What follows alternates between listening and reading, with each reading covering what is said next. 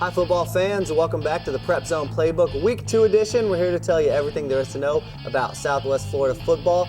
Again, Adam Fisher here, and with me as always, Joe Cranney. Joe, how was your first week of football out there for us? It was pretty great. I covered Golden Gate's game at home, and they won. It was a good game. There were a lot of blowouts in week 1. It seemed like we had a good sense of the offenses.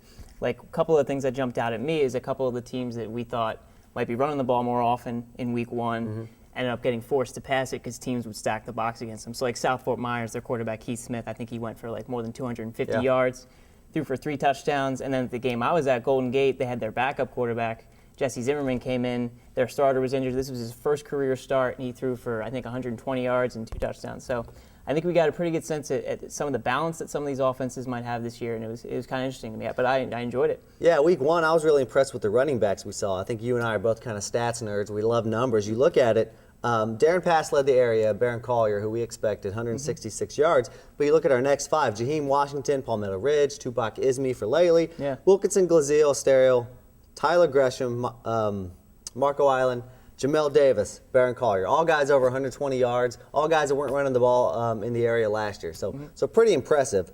Week 2 coming up, we got 12 games.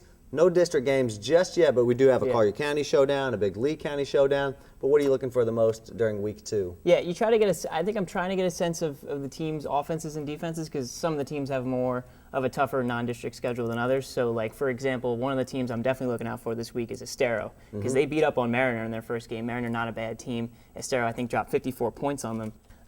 They have a lot of good passing weapons, like Jack Spicer's their 6'4" tight end, and Cody Long is their quarterback, and I think they're going to rely a lot on their passing game this year. But I think last week Wilkinson Glaceel, their running back, went for 132 and 3 touchdowns. So they seem to have a pretty well-balanced offense. I'm looking to see if their defense, they've got some guys out this week, but I'm looking to see if their defense can kind of keep points off the board and keep the team in it.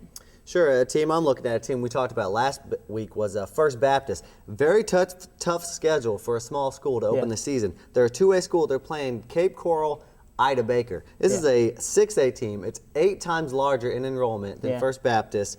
They went 9-2 last year, went to the playoffs. They're at First Baptist, so it's going to be interesting to see if the Lions can step up and play and compete with the bigger program, because after this they play an Arkansas team in Arkansas that's a 7-time state champ. So they're really testing themselves early.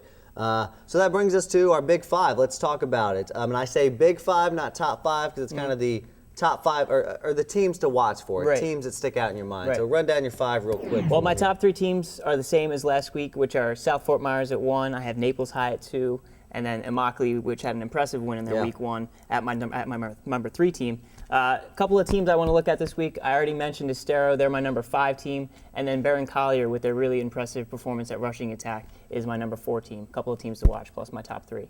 Yeah, my top 3 stayed the same. Naples number 1, but I switched 2 and 3. I got Immokalee at 2 for that big victory over an 8A playoff team. South Fort Myers, because they weren't as impressive as I thought they'd be against Riverdale. And I put Laley up at number 4 just because I'm intrigued by them. Played very well against the 3A runner-up in Clearwater Central Catholic.